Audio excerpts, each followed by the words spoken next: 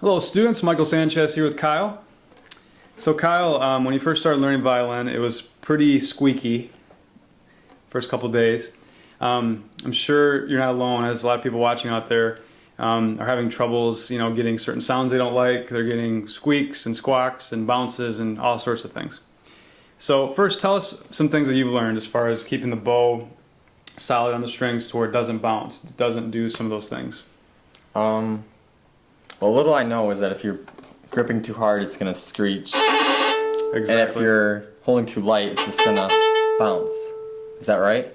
The first one for sure. If you're holding too tight, if you're grabbing the bow too tight, it's definitely going to cause a screech depending on your bow speed. So if your bow is going really slow and you're grabbing too tight, now I hope you guys would not do it that tight, but I mean in general, just like, okay, if I was playing a song, this is kind of what it would sound like if I was doing something similar to that.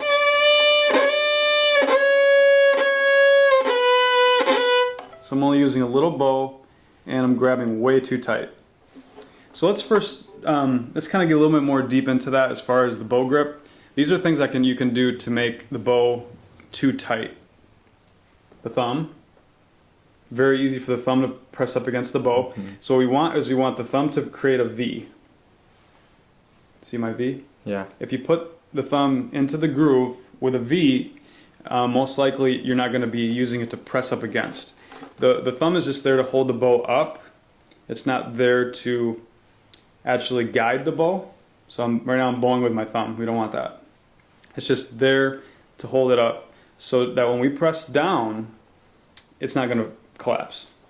It's just there to hold things up. Just hold it up with a thumb. Okay? Next, very easy for students to use the pinky. Actually, I see that you do this a lot of times. To kind of as like a weight in the back to guide the bow. So like the pinky stiff, pinky straight. I find that a lot with students that they're very, very tense right here. So the bow is really tense like this. And that's what causes that sound we just talked about. Mm-hmm. So if you can try to keep your pinky curved, that's a really good thing to do, like that. And just think about the pinky is just barely resting on top of that bow. It's actually, you can technically bow with just 2 fingers. I can bow with just my front finger and my thumb. So these are really just here for balance. If they weren't there, the bow would kind of go all over the place. So they're definitely helpful. So you want the pinky to be here, and later on too we want it to be there because of what we do at the frog. Don't worry about what I just said there though. So basically bow grip tension is the #1 thing that causes bad sounds, for sure. Okay, next, Kyle, can you think of any, or would you like me to continue? Go for it. Okay, is definitely the arm. So let's say I have just the perfect bow grip and I'm doing everything right, what we just talked about. But to get back and forth, what I'm doing is I'm doing this. I'm exaggerating. But I'm using the big muscles to power the bow. So that's going to cause tension.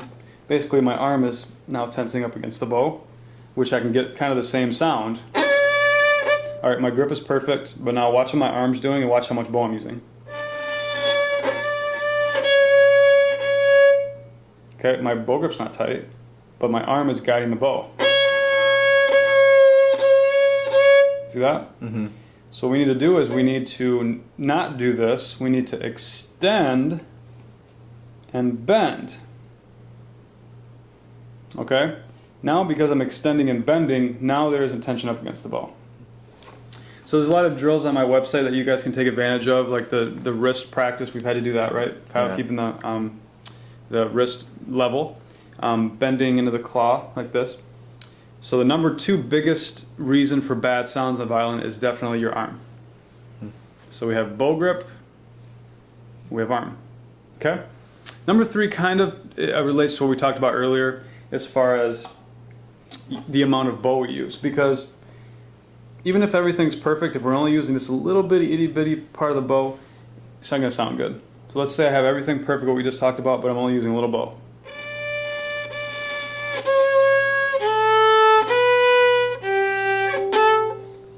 we want to get in the habit of getting to the tip, very end of the bow.